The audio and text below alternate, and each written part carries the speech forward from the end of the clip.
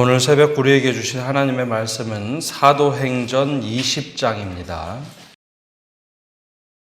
제20장. 소요가 그침에 바울은 제자들을 불러 권한 후에 작별하고 떠나 마게도냐로 가니라.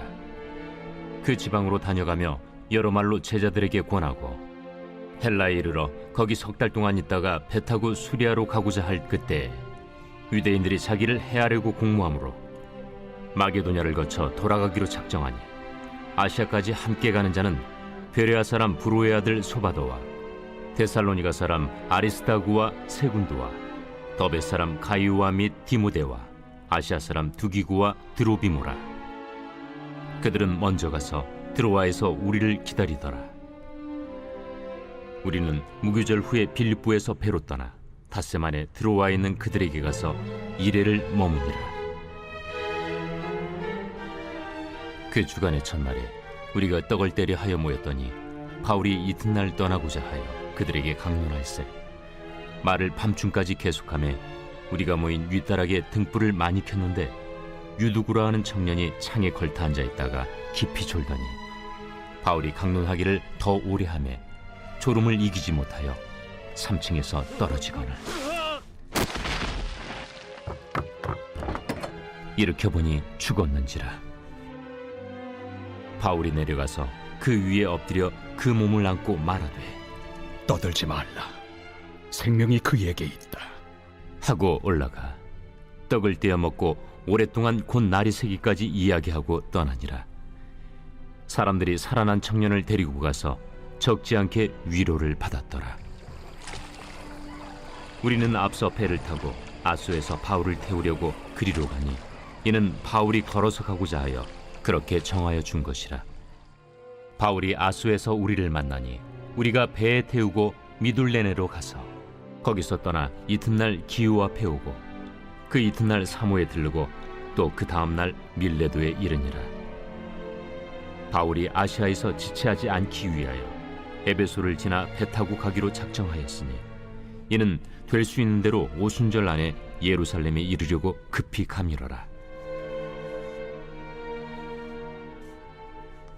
바울이 밀레도에서 사람을 에베소로 보내어 교회 장로들을 청하니 오매 그들에게 말하되 아시아에 들어온 첫날부터 지금까지 내가 항상 여러분 가운데서 어떻게 행하였는지를 여러분도 아는 바니 곧 모든 겸손과 눈물이며 유대인의 관계로 말미암아 당한 시험을 참고 주를 섬긴 것과 유익한 것은 무엇이든지 공중 앞에서나 각 집에서나 거리낌이 없이 여러분에게 전하여 가르치고 유대인과 헬라인들에게 하나님께 대한 회개와 우리 주 예수 그리스도께 대한 믿음을 증언한 것이라.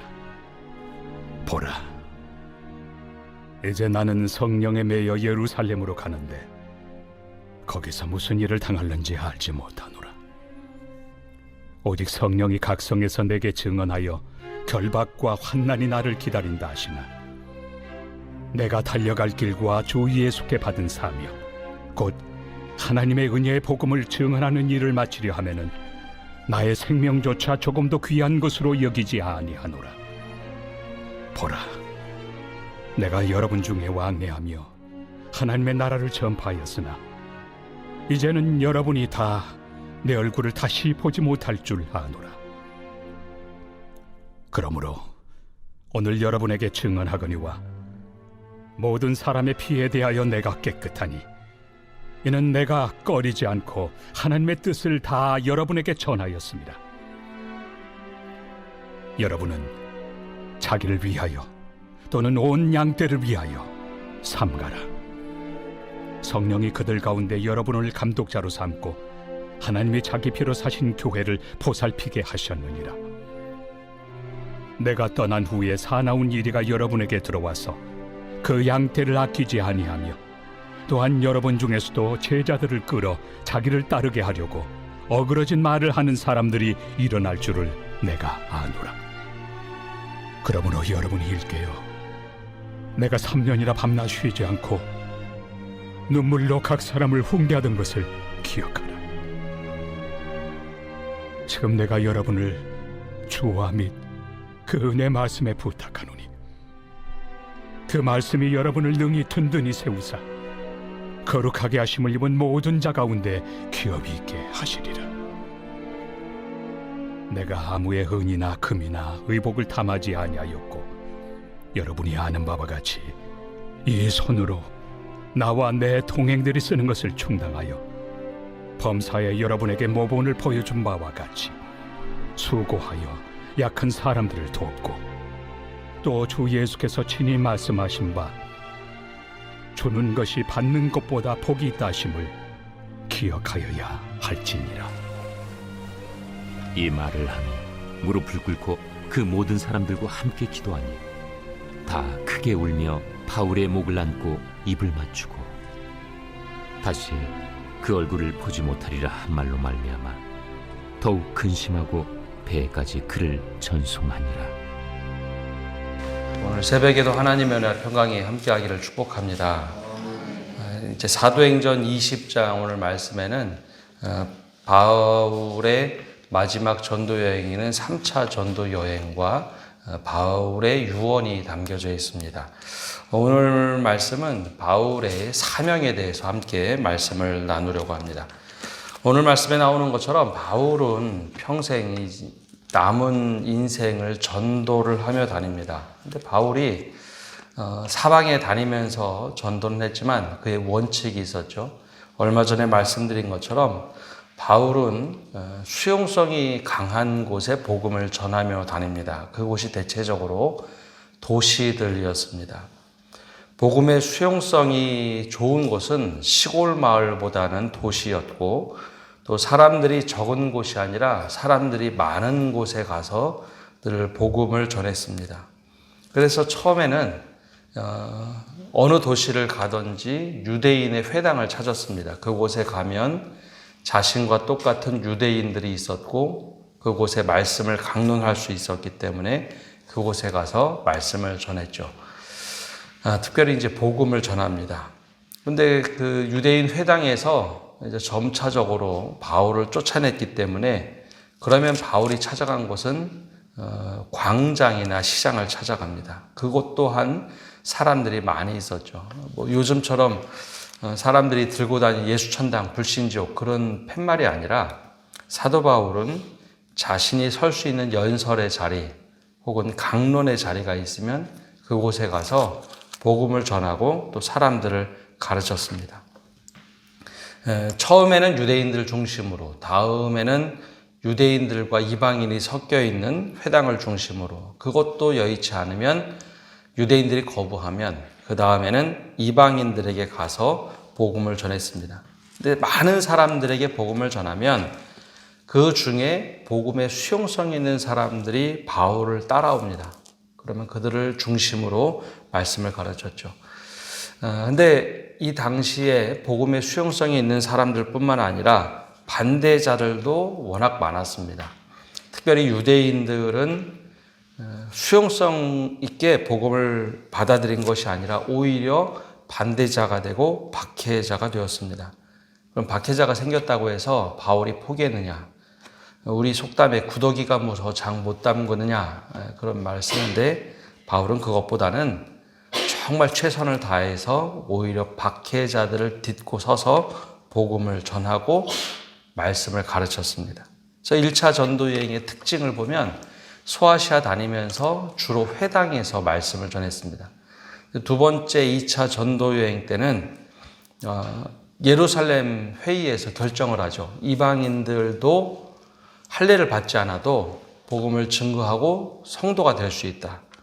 그래서 그것을 전하면서 다니다가 마게도냐 환상을 보고 유럽으로 넘어갑니다. 그래서 유럽에서도 복음을 전하는데 처음에는 회당을 중심으로 복음을 전했지만 점차 이후부터는 광장을 찾아가고 시장을 찾아가서 복음을 전합니다. 그때 복음의 수용성이 있는 사람이 확 생기면 그들을 데리고 계속해서 말씀을 가르치고 며칠 동안 머물고, 특별히 고린도 지역에서는 1년 반, 에베소에서는 3년 동안 머물면서 제자들을 세우기 시작하죠.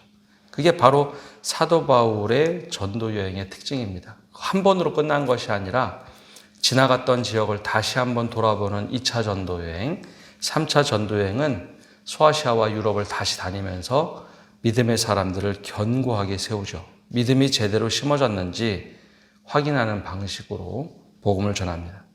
그래서 우리가 예를 들어 복음을 전하다가 보면은 복음의 수용성이 있는 사람들이 있습니다. 내가 이 사람을 꼭 전도해야지. 그것도 중요하지만 복음의 수용성이 있는 사람들, 계속 반대하는 사람들에게 복음을 전하는 것이 아니라 복음의 수용성이 있는 사람들에게 복음을 전하면 그들이 복음을 받아들이고 믿음을 갖게 됩니다.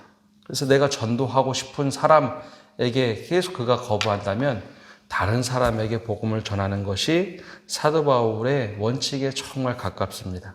희한하게도 내가 저 사람에게 복음 전하는 것은 어려운데 다른 사람이 그 사람에게 복음을 전할 때 오히려 수용성이 높아진다면 다른 사람이 전하는 것도 굉장히 좋은 방법입니다. 그래서 사도 바울이 전도했던 지역들을 보면 대부분 도시들이었고 그 거점이 예루살렘에서 시작해서 안디옥 교회, 그 다음에 고린도 교회, 에베소 교회 그 중심으로 복음이 사방으로 퍼져가죠. 이것이 바로 이제 사도 바울이 가졌던 전도 원칙입니다. 두 번째는 전도자로 살았던 바울에게는 동역자도 많았지만 또 반대자가 늘 괴롭혔다는 겁니다.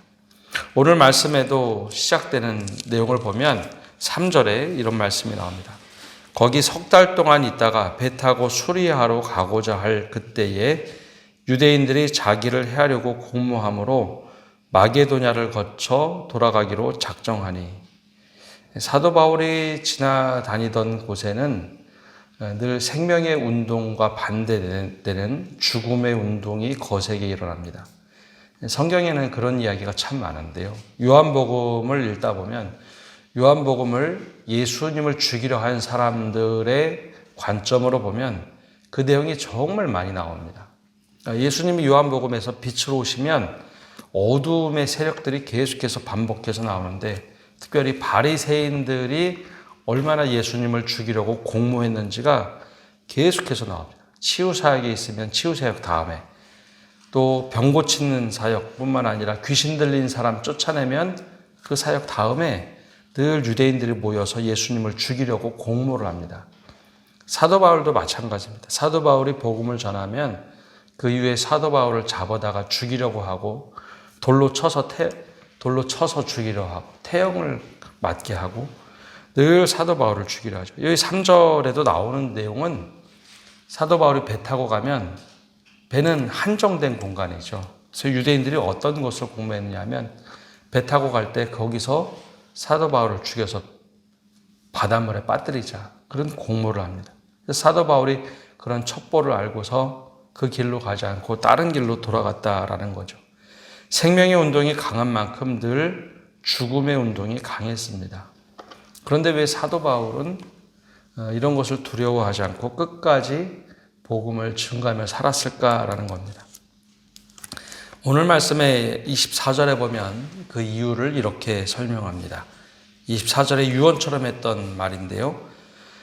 내가 달려갈 길과 주 예수께 받은 사명 곧 하나님의 은혜의 복음을 증언하는 일을 마치려 하면은 나의 생명조차 조금도 귀한 것으로 여기지 아니하노라. 이것이 사도 바울이 가지고 있던 사명입니다. 사도 바울이 처음으로 예수님을 만나고 나서 예수님께서 사도 바울을 향해서 하신 말씀이 있습니다. 그 아나니아를 통해서 눈을 뜰 때 그가 하나님 예수님께 받은 사명이 있습니다. 사도행전 9장 15절에 보면 주님께서 이렇게 말씀하시죠. 주께서 이르시되 가라. 이 사람은 내 이름을 이방인과 임금들과 이스라엘 자손들에게 전하기 위하여 택한 나의 그릇이라. 눈을 뜨게 하면서 하나님 예수님께서 사도 바울을 향해서 품었던 마음입니다. 이방인과 임금들과 이스라엘 자손에게 복음을 전하기 위하여 택한 나의 그릇이라.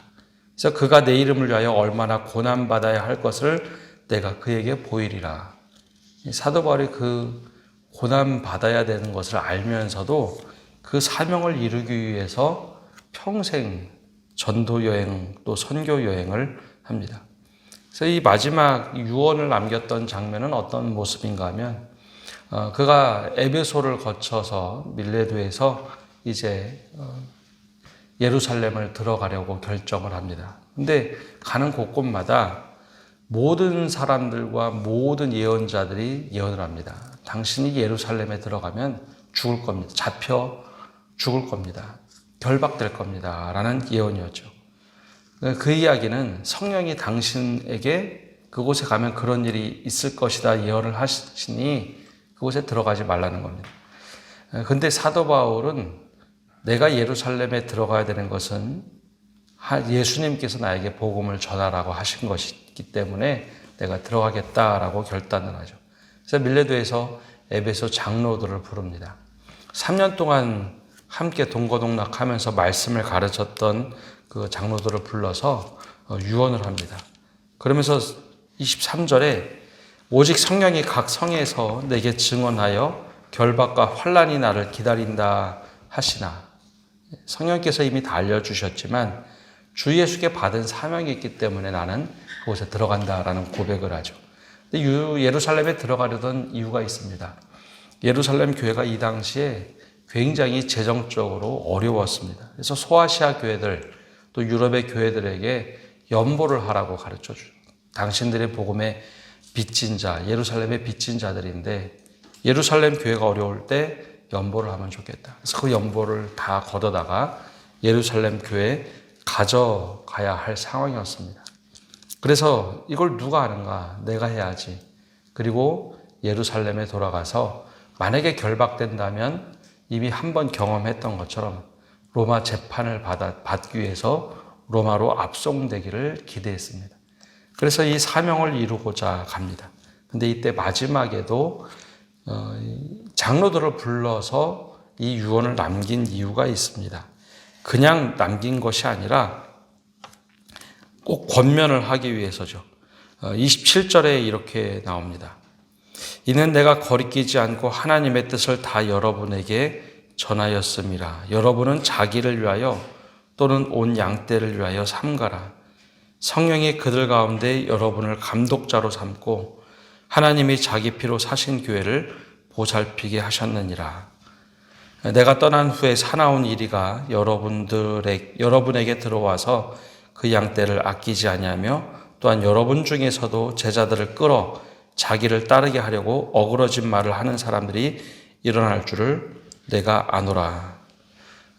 이 교회를 지키도록 하기 위해서 사도 바울은 자신의 사명을 이 장로들에게 이야기해 줍니다. 여러분도 그렇게 사십시오. 교회를 위해서, 주님의 몸된 교회를 위해서 헌신하십시오. 이것이 사도 바울이 자신의 사명을 에베소 장로들에게 이양해 주는 일입니다.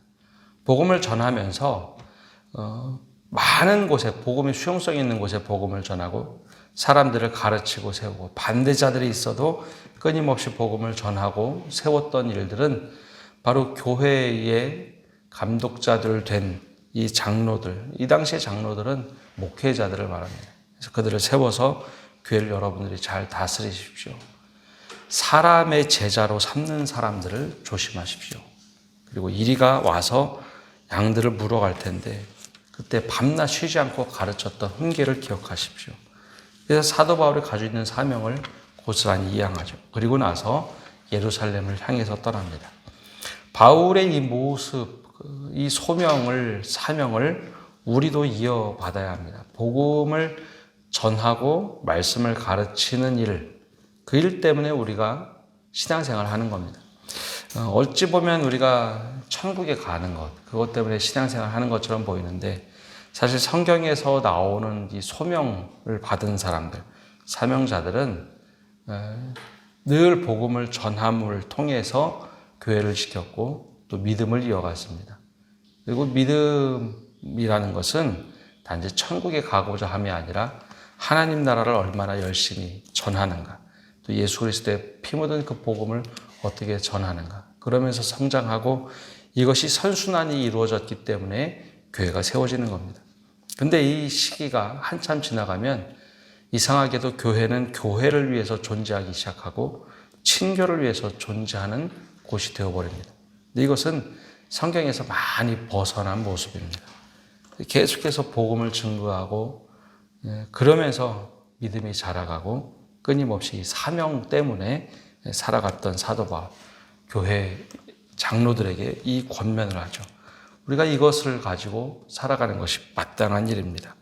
그래서 오늘 또 복음에 대한 열정을 회복하시기를 바라고 복음 때문에 살아가는 성도 여러분 되시기를 바랍니다. 기도하겠습니다. 하나님, 오늘도 저희가 말씀을 통해 사도 바울이 가지고 있었던 사명을 봅니다. 복음을 전하기 위해서 수많은 도시들을 다니고 반대자들을 만나면서도 복음을 위해서 최선을 다하고 자신의 목숨을 아끼지 않는 사도 바울의 모습, 그 모습을 고스란히 닮아서 에베소 장로들이 따라하며 또 그 흐름이 끝까지 이어져서 지금까지 우리에게 복음이 전해졌음을 고백합니다. 오늘도 우리가 복음을 증거하며 살아갈 수 있는 믿음을 허락하여 주시고 사람의 제자가 아닌 주님의 제자로 한 사람 한 사람들이 살아가도록 오늘도 우리가 그 관점을 잃어버리지 않고 온전한 복음을 전하게 하여 주옵소서. 오늘 한 날도 모든 것을 주님께 맡겨드립니다. 우리와 함께 해주시고 이 복음이 땅끝까지 이르러 펼쳐질 수 있도록 전할 수 있도록 하나님 기도하고 또 늘 복음에 대한 부담감을 가지며 살아갈 수 있는 저희 되게 하여 주옵소서. 오늘 한 날도 모든 것을 주님께 맡겨드리며 예수님의 이름으로 기도합니다. 아멘.